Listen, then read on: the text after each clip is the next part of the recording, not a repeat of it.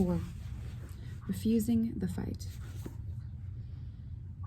I have read so many books, and yet, like most autodidacts, I'm never quite sure of what I've gained from them. There are days when I feel I've been able to grasp all there is to know in one single gaze, as if invisible branches suddenly spring out of nowhere, weaving together all the disparate strands of my reading. And then suddenly, meaning escapes. The essence evaporates, and no matter how often I reread the same lines, they seem to flee ever further with each subsequent reading. And I see myself as some mad old fool who thinks her stomach is full because she's been attentively reading the menu. Apparently, this combination of ability and blindness is a symptom exclusive to the autodidact. Deprived of the steady guiding hand that any good education provides, the autodidact possesses nonetheless the gift of freedom and conciseness of thought, where official discourse would put up barriers and prohibit adventure. This morning, as it happens, I'm standing puzzled in the kitchen, with a little book set down before me. I'm in the midst of one of those moments where the folly of my solidarity undertaking takes hold of me, and on the verge of giving up, I fear I have finally found my master. His name is Husserl, a name not often given to pets or to brands of chocolate, for the simple reason that it evokes something grave, daunting, and vaguely Prussian, but that is of little consolation.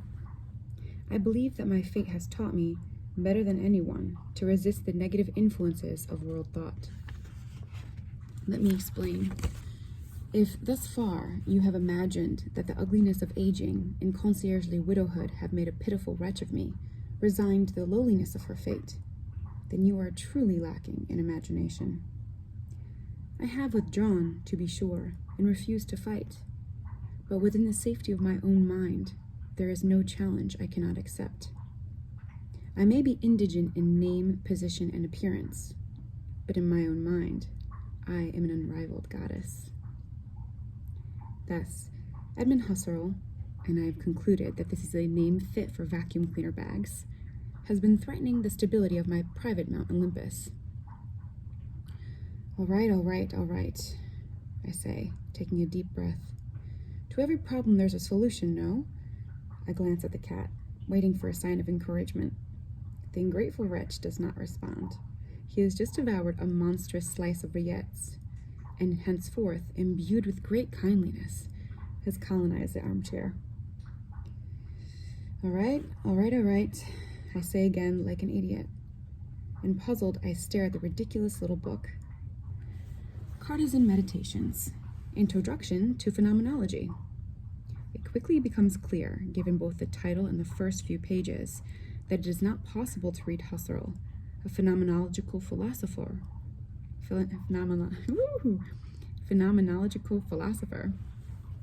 if one has not already read Descartes and Kant.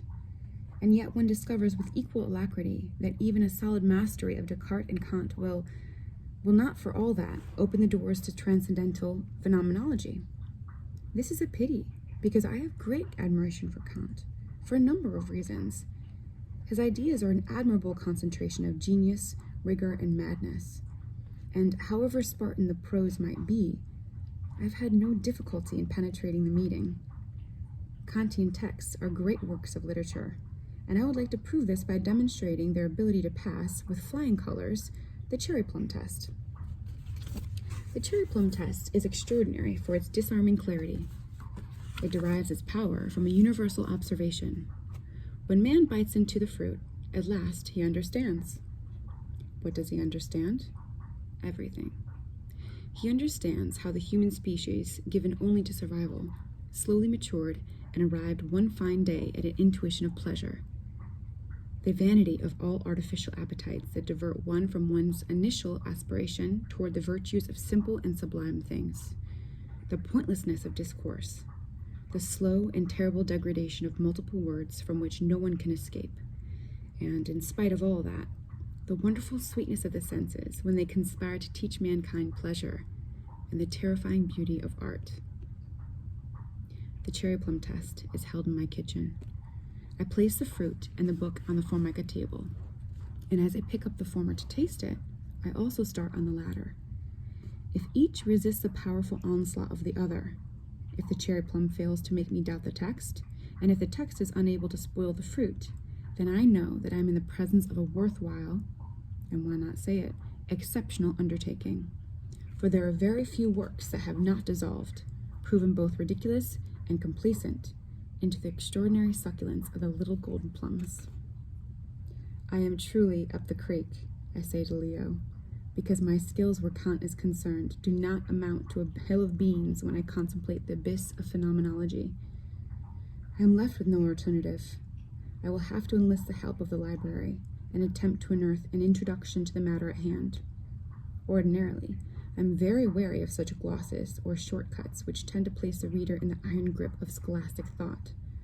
But the situation is far too grave for me to allow myself the indulgence of equivocation. Phenomenology is beyond my reach, and that I cannot bear. Profound thought. Number 3. The strong ones among humans do nothing. They talk and talk again.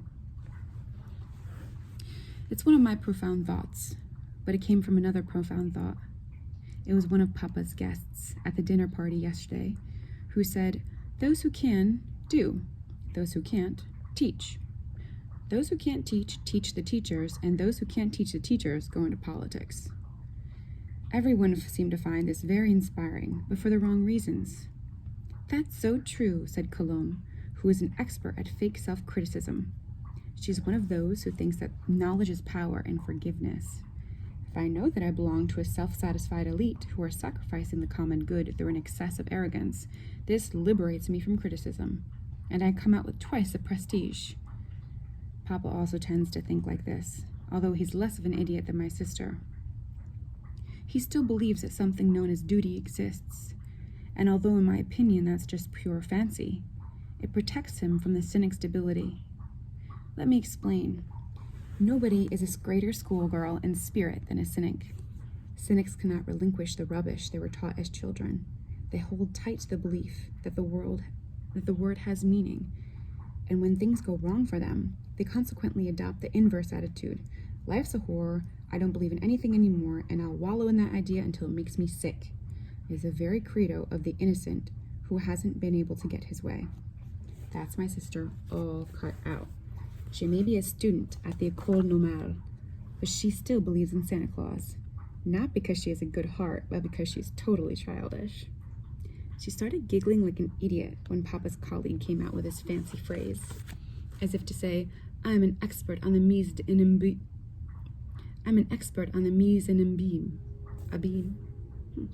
abîme, and that confirmed what I've been thinking for a long time.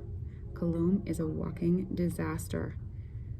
As for me, I think his sentence is a bona fide profound thought, precisely because it isn't true, or at least not entirely true. It doesn't mean what you think it does at the outset. If people could climb higher in the social hierarchy in proportion to their incompetence, I guarantee the world would not go round the way it does. But that's not even the problem. What a sentence means isn't that incompetent people have found their place in the sun, but that nothing is harder or more unfair than human reality. Humans live in a world where it's words and not deeds that have power, where the ultimate skill is mastery of language. This is a terrible thing because basically we're primates who've been programmed to eat, sleep, reproduce, conquer, and make our territory safe.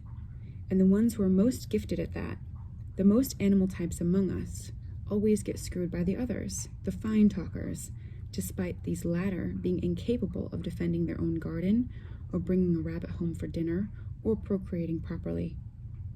Humans live in a world where the weak are dominant.